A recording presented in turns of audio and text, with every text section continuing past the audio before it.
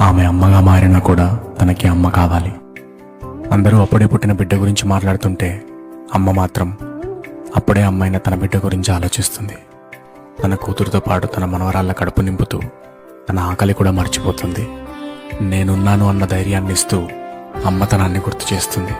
అందుకే అమ్మ అయినా కూడా తనకి అమ్మ కావాలి.